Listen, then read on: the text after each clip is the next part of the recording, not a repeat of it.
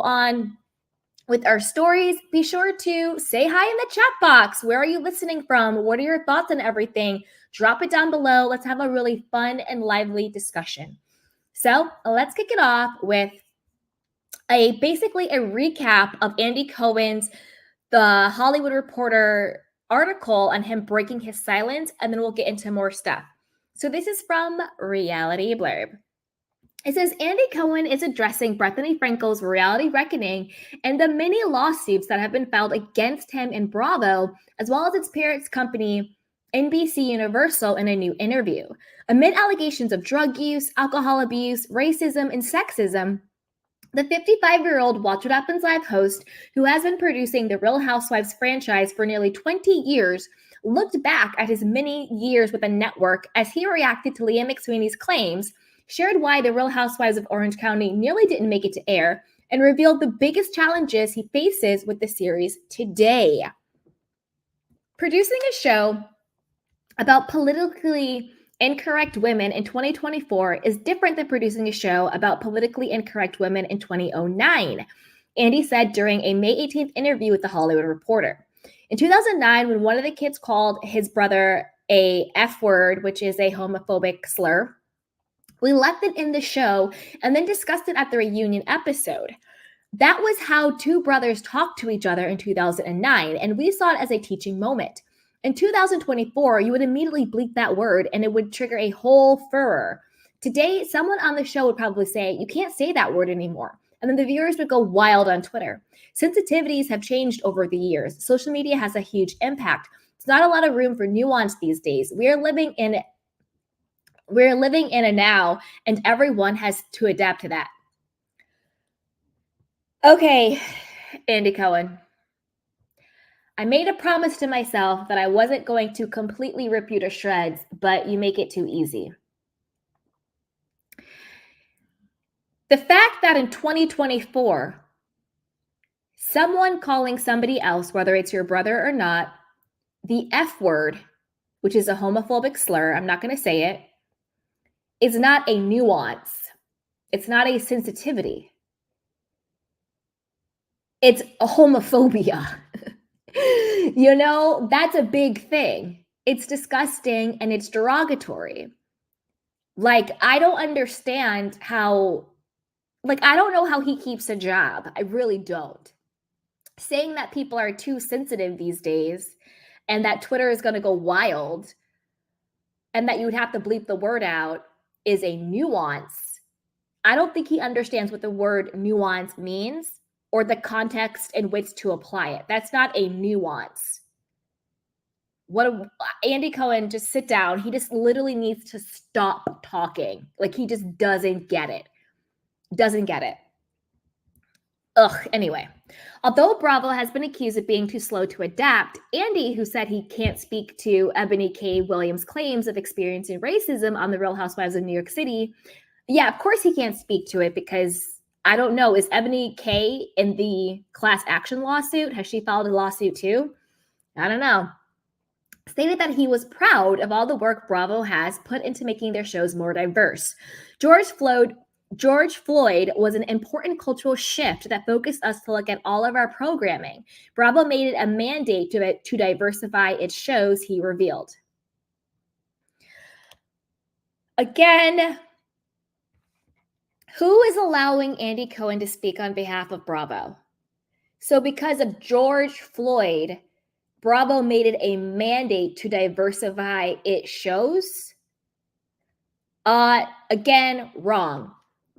I would understand if they said, because of George Floyd, we are now looking into our own institutionalized racism. Not because of George Floyd, we're going to do some performative, token diversity casting on our shows. Let's throw in Ebony K. Williams. Let's throw in Anna Marie Wiley. Let's do blah, blah, blah. That doesn't even make any sense on these shows. So instead of saying, because of George Floyd and BLM and everything that happened, We are going to take a look inside of ourselves, inside of our corporation, inside of our institution, and maybe see how are we behaving in a way that might be or is racist. And we are going to change how we operate culturally as a company. No, we're not going to do that because of a hashtag and because of optics. We're going to do some performative PR, token Black people casting on our shows. I don't know who's allowing Andy Cohen to speak behalf on Bravo or NBC. I don't know. They just don't get it. This is, to me, is just not the right look. Anyway, it's like when Tom Sandoval was like, George Floyd, that was a big pop culture moment, and so was I, or whatever the hell he said. What? George Floyd did not die so Bravo could diversify their cast for a PR moment. Disgusting. Absolutely disgusting. And what also is disgusting is how come no other YouTubers or bloggers or media outlets or publications are calling this BS out? How come nobody else is like, what the hell? This is sickening. Anyway, as for claims that he sabotaged Leah's sobriety during her time on Roni, which she alleged in her lawsuit against him in Bravo, Andy signaled to the many sober cast members they've had over the years, including her former co-star Luann de Lesseps. We have people who have never had a drink during the entire run of the show. Jill Zarin. Heather Dubrow will just have an occasional glass of champagne. So sure, there are people who drink. There are many people who never drink. We don't force anyone to do anything, but no one is secretly hiding liquor bottles on set. That's ridiculous, he stated. We've been very supportive of people's sobriety. Now, when it comes to that, I'll give it to Andy. I do personally think Leah McSweeney's lawsuit is bogus. I think she's suing because it's Mad Day and she knows she's not going to be hired by Bravo anymore. So she's like, well, I'd rather just try and get this bag. I think to me, it's a frivolous lawsuit. I think it's just Mad Day and she's throwing anything at the wall trying to get a settlement. That's what I think is going on with Leah McSweeney. So on that, I do agree with Andy. I don't think that Bravo had anything to do with her sobriety. So every choice Leah made was a choice that she made. Nobody forced her to drink. Nobody made her do anything. That was all her. Okay? Regarding Bethany's suggestion that reality stars unionize for better pay, Andy pointed out that Real Housewives aren't drafted. They either want to be there or they don't. If you look at shows like American Idol, Survivor, The Bachelor, or the Below Deck People, 90% or more of the reality stars of them are on for one season or less. Also, acting is a full-time profession. You don't go to school to be a reality star, he noted. Reality stars typically have other jobs. They're bar owners, they're designers, there's doctors. I think the way that Bravo pays people is that it's a buyout. They're buying them out for a show that can be distributed in certain ways. And the longer you stay on, the higher your salary gets. And salaries for people who have been on a long time are really high. Yes and no to that. Yes and no. He also goes on to say, you either see it as having some greater benefit for you or not, he added. Again, yes and no. I think reality reckoning, what Bethany was doing, the spirit of it was correct. The way it was executed was piss poor, in my opinion. I think it was a botched job, the way they executed the idea of the reality reckoning. But the spirit of it, I think, is true. I do think there should be some sort of standard and union and protections to the talent, even if they are reality stars. They're still human beings. They still deserve adequate compensation for the value that they add. Just because they're a reality star doesn't mean that they shouldn't get healthcare and mental health assessments and help and, medical leave or whatever unions do. You can't work over a certain amount of hours. You have to make a minimum wage or whatever the case is.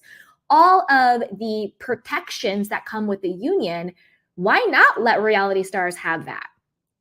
I think that this is just Andy obviously trying to appease NBC and Bravo because it works out in their favor not to have a union. They can pay people pennies and nothing and exploit them and embarrass them and use that content, forever, however they want to use it, paying these people one time, because he's saying a buyout versus residuals, right? So if you're in the union, when it comes to being a talent, you usually get residual checks. How much that residual money is another thing. That's why everybody was striking last year. All the actors and the writers, they were all on strike because they're like, we need more money and we need better conditions, all of that.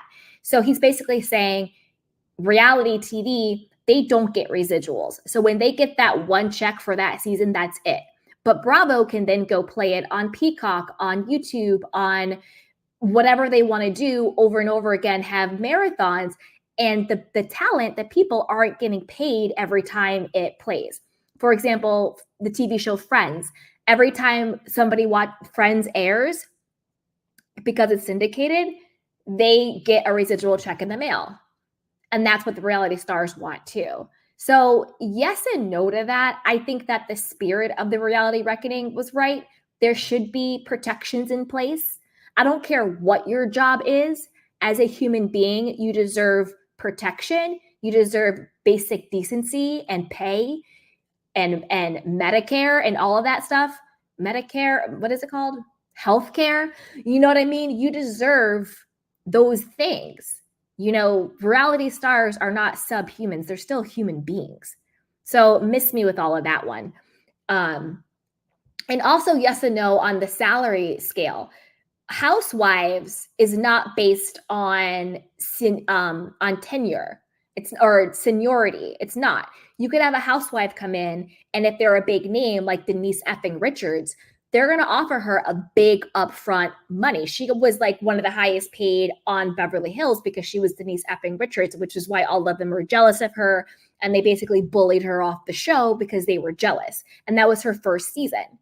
Versus like Vanderpump Rules, where that is based on how long you've been on the show. So if you came on the show season 1, you're making more money every single year you're there. But say you come in season 6, you're making more of a base pay than the rest of the people, regardless of who you are. So it also depends on the franchise. It depends on the show, their pay structure as well. Okay. Because he and Bethany, 53, were quite close for years, Andy admitted to feeling hurt by her claims against him and the network before confirming he has no regrets. I'm super proud of what we built and of everybody who's been a part of it. I think most people involved with these shows have been very grateful for the platform, but there will always be a few with complaints. Obviously, it's no fun to be a target. So yes, it's hurtful, but I have no regrets about the way I've handled anything he stated. I know what the truth is and how I've conducted myself, and I will walk tall every day on that.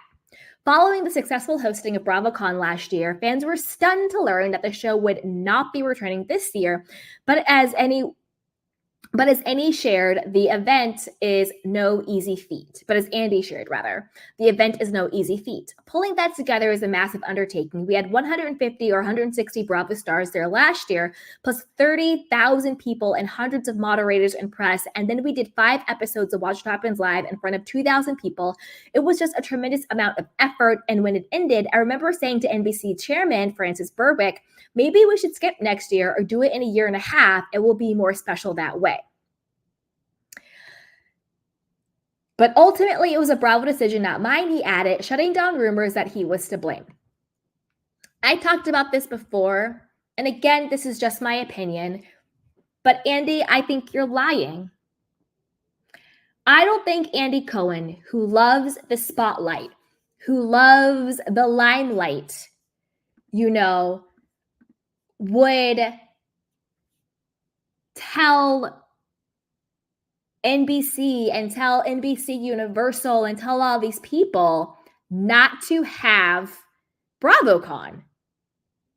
Like, I just don't think that makes any sense. I just don't see it.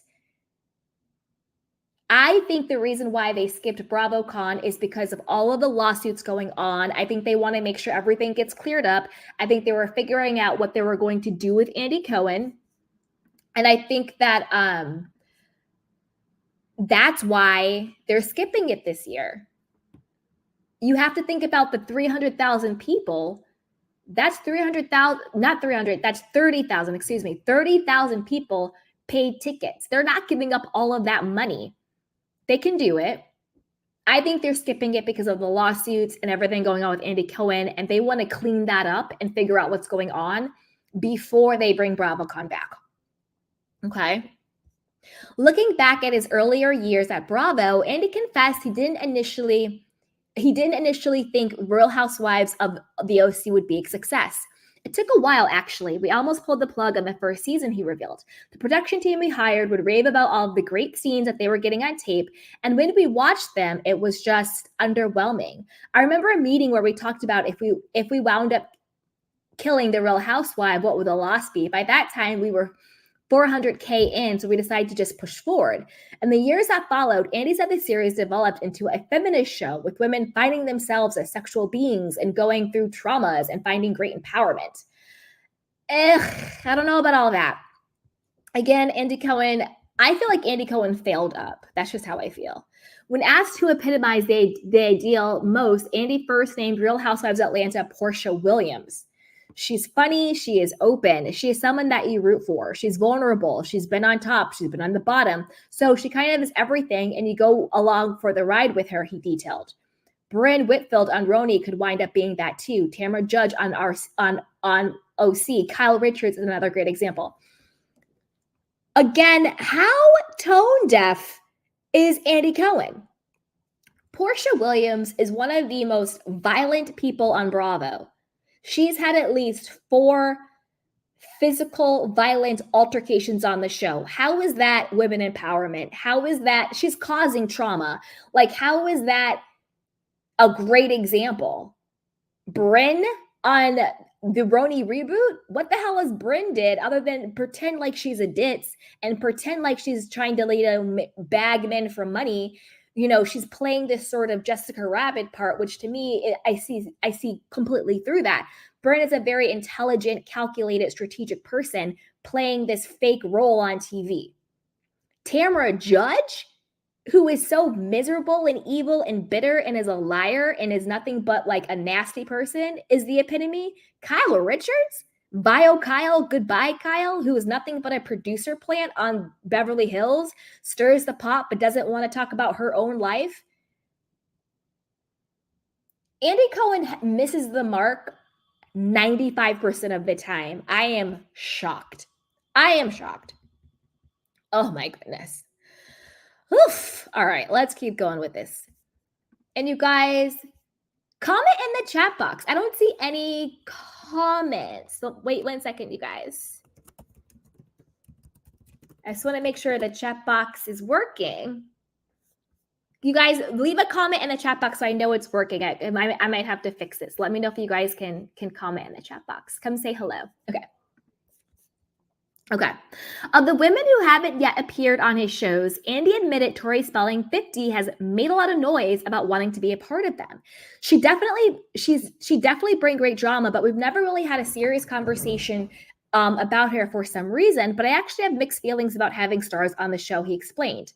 When Lisa Rinna was trying out for season 1 of The Real Housewives of Beverly Hills, I was very much against the idea, but then she came and it made perfect sense. As for his dream Watch What Happens Live guest, the honor went to Madonna, although Andy said he'd given up on her at this point. At a concert recently, she called me a troublemaking queen because people have slagged her on my show. So I texted her a 5-minute montage of me saying positive stuff about her, so perhaps she got the message. But I am a troublemaking queen. I own that, Andy noted. Publicists consider me a dangerous stop on their client's press tour because I can ask anything, and I do. People consider you a dangerous stop because you are reckless and unprepared and you don't know what you're talking about half of the time. And in the actual world, nobody respects Watch What Happens Live. And I say that as someone who watches Watch What Happens Live. I say that as someone who watches Bravo. I say that as someone who creates content on Bravo. But I think, if we're being honest, I don't think serious journalism takes Watch What Happens Live that seriously. Ugh. Okay. Also, during the interview, Andy was asked about his potential retirement. I'm getting tired of myself, he admitted, but I'm not getting tired of Bravo or the Watch What Happens or of Watch What Happens Live. It's still so fun for me. I mean, the delusion is real, absolutely real, and it's insane.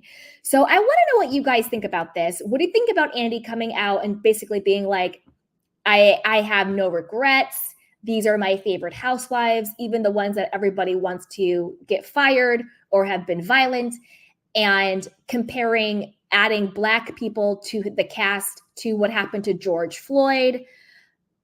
It's just a hot mess for me. It's an absolute hot mess. I need this to be, I'm kind of done with Andy Cohen at this point, but I want to know what you guys think. Put it down below. And as always, be sure to like, subscribe, and share. So with that, let's move on to one more Andy Cohen story. I know we just talked about his response about everything, but now I want to talk about him being, quote, cleared of Bravo's internal investigation